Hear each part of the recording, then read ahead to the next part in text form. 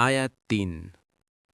لاهية قلوبهم وأسروا النجوى الذين ظلموا هل هذا إلا بشر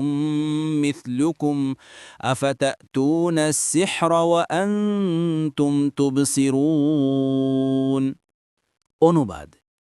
তাদের অন্তর থাকে অমনোযোগী আর যারা জালেম তারা গোপনে পরামর্শ করে এ তো তোমাদের মতো একজন মানুষই তবু কি তোমরা দেখে শুনে জাদুর কবলে পড়বে তাফসির ১ নং ফুটনোটের বিবরণ অর্থাৎ তারা বলতো এ ব্যক্তি তো কোনো ক্রমে নবী হতেই পারে না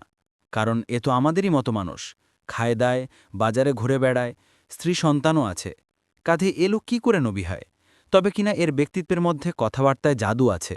ফলে যে ব্যক্তি এর কথা কান লাগিয়ে শোনে এবং এর নিকটে যায় সে এর ভক্ত হয়ে পড়ে কাজেই যদি নিজের ভালো চাও তাহলে এর কথায় কান দিও না এবং এর সাথে মেলামেশা করো না